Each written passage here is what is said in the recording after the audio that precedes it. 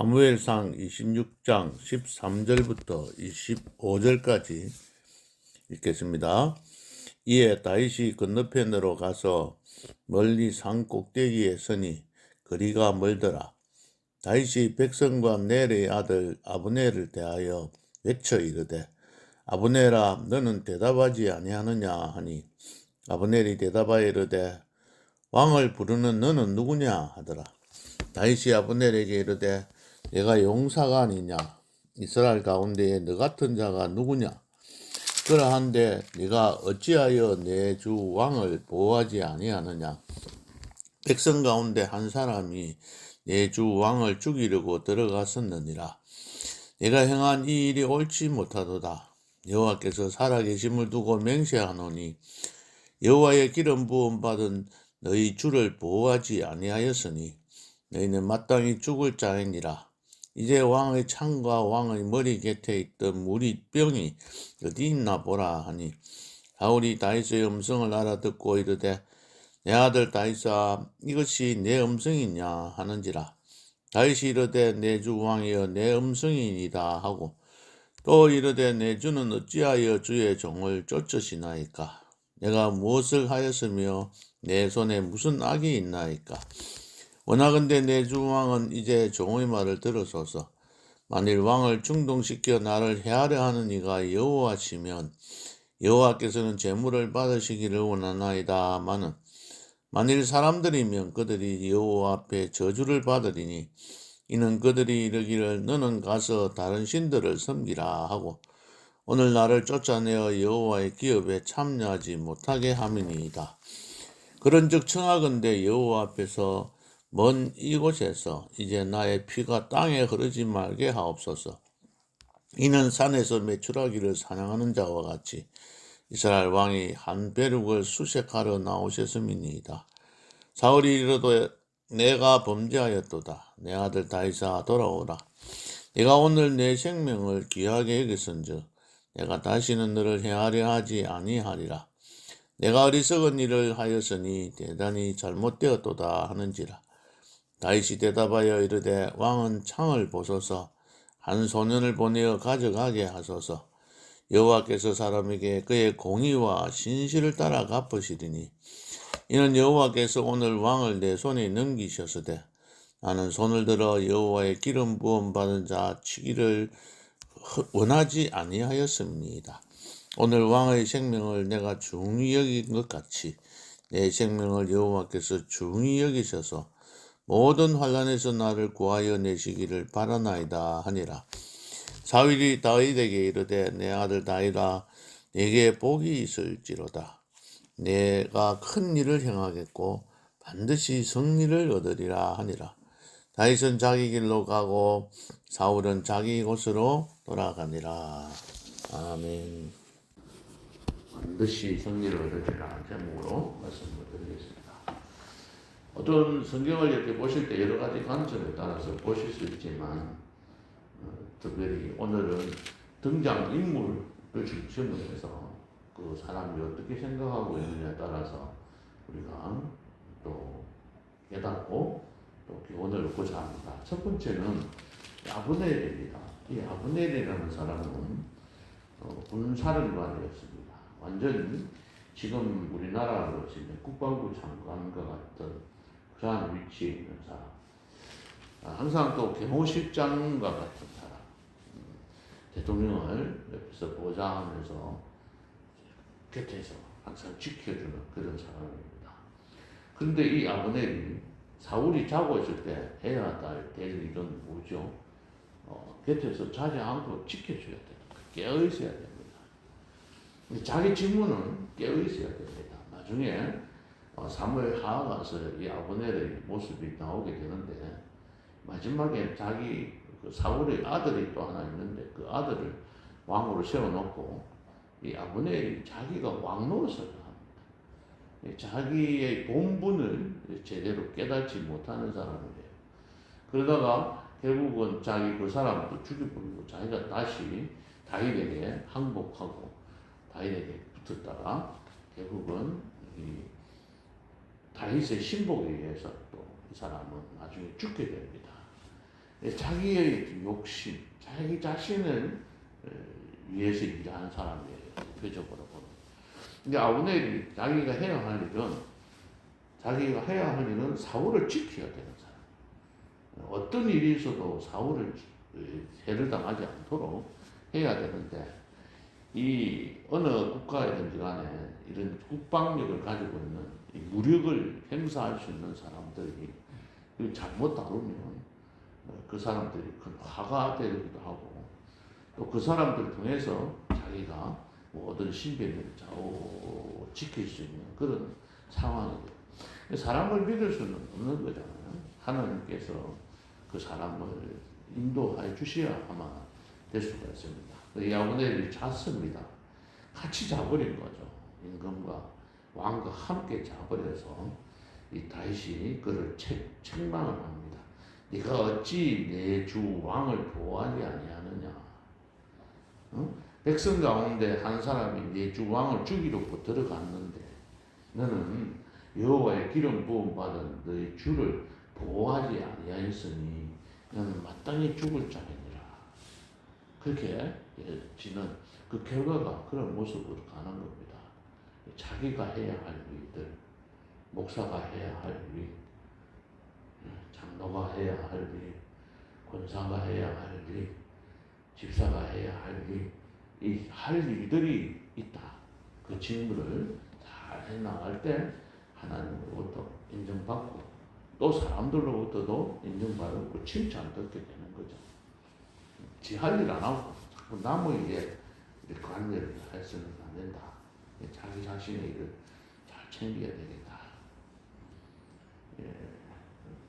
또 다음에 아브넬이 나올 때 또 함께 살펴봅시다. 두 번째는 사울이 등장하는데, 이 사울은 내가 어떻게 해야 될지를 아는 사람인 거예요. 똑똑한 사람이에요. 사리가 어느 정도 분별할 수 있는, 분별력이 있는 사람. 종종 자주 말씀드렸습니다만, 전쟁에 나가서 승리를 거둘 수 있는 아주 용장이었다. 용장이었는데 지장은 되지 못했다고 볼 수 있는 거잖아요. 좀 더 깨닫고 제대로 알았으면은 그대로 좀 행동을 옮겼어야 했는데 용기가 부족한 거지. 아니면 자기의 어떤 욕심에 거기에서 끌려가지고 자기가 어떻게 행동해야 될지 제대로 파악하지 못하는 사람이니까. 오늘도 여기 말씀을 보면은 그 말을 듣고 아이고 내 아들 다이다. 내가 미안하다. 잘못했다. 내가 너를 죽이려고 이리 왔는데 너는 나를 살려주구나. 이런 말을 계속 하는 거죠. 그러면서 안 되는 거죠. 오늘 이 사건 후에는 다윗과 사울이 만나는 적이 없습니다. 이제부터는 더 이상 다윗을 쫓지는 않습니다. 먼 곳으로 도망을 가버리기도 했지만 더 이상 쫓지는 않았습니다만은 이 사울은 자신의 어떤 것들을 이해가, 그러면서 마지막에는 어떻게 합니까? 25절에 보면 사울이 다윗에게 내 아들 다윗아 네게 복이 있을지로다. 네가 큰 일을 행하겠고 반드시 승리를 얻으리라. 이 다윗은 이런 승리를 얻은 거잖아요. 결국은. 저는 다윗이 사울을 죽이지 못하고 이런 행동, 제가 어떻게 보면 우유부단한 것처럼 보이지만 그런 하나님 앞에 모든 걸 맡겼더니 결국은 사울이 이렇게 항복하고 손들고 오히려 사울이 다윗을 축복해주는 그런 자리에 결과적으로 승리를 한 거다라는 겁니다. 다윗이 힘들게 계속 도망다니고 모든 것들을 하나님 앞에 맡겼습니다. 맡긴 그 결과가 이와 같은 현상을 가져오게 되는 거죠. 세 번째는 우리가 다윗을 한번 더 살펴봅시다. 19절 원하건대 내 주왕은 이제 종의 말을 들으소서. 왕을 충동시켜 나를 해하는 이가 여호와시며 당신이 지금 나를 죽이려고 쫓아다니는데 그걸 명령한 사람이 여호와이면 내가 내 자신을 어떻게 하겠다고요? 제물로 받으시기를 원합니다. 내가 하나님 앞에 제물로 드리겠다. 하나님께서 나를 잡아서 죽이라고 사울 당신한테 이야기를 했다면 내가 지금 스스로 당신한테 잡혀가지고 내가 제물되어 드리겠다. 그런데 만약에 그것이 옆에서 충동질하는 사람이 사람이라면 그 사람은 저주를 받을 것이다. 왜냐하면 왜냐하면 그들이 나를 쫓아내어서 여호와의 기업에 참여하지 못하게 하리.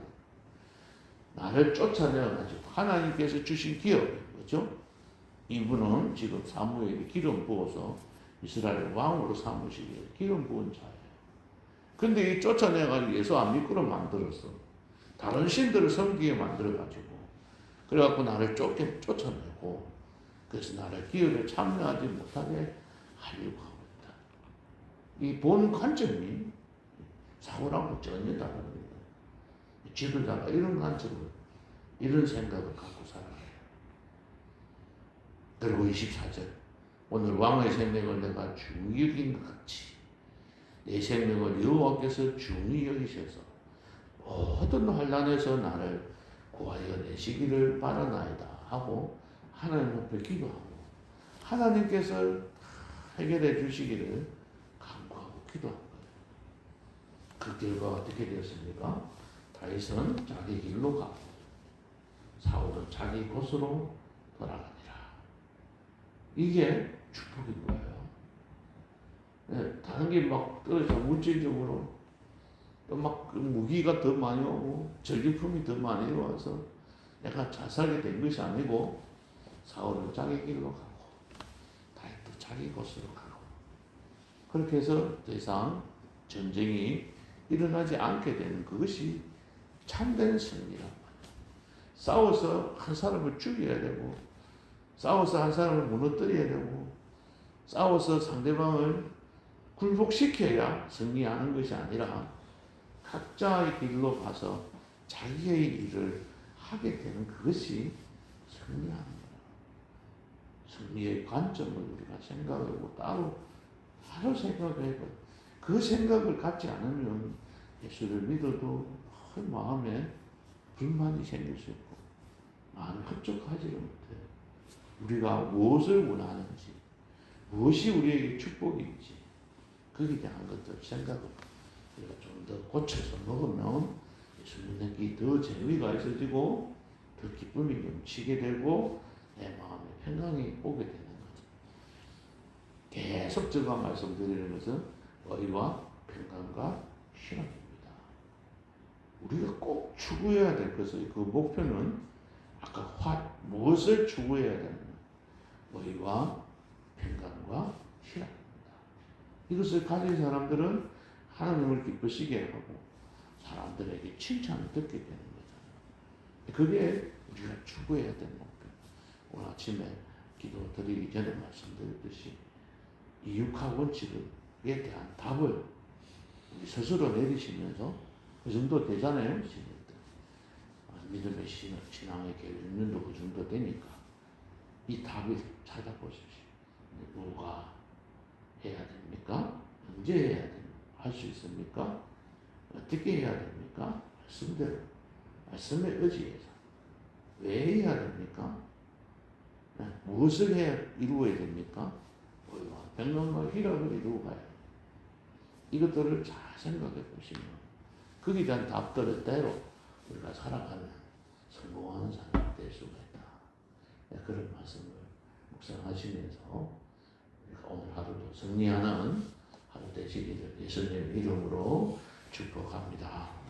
하나님 아버지 육하 원칙에 대한 정확한 답을 찾아서 그 말씀대로 순종하게 하옵소서. 예수님 이름으로 기도하옵나이다. 아멘.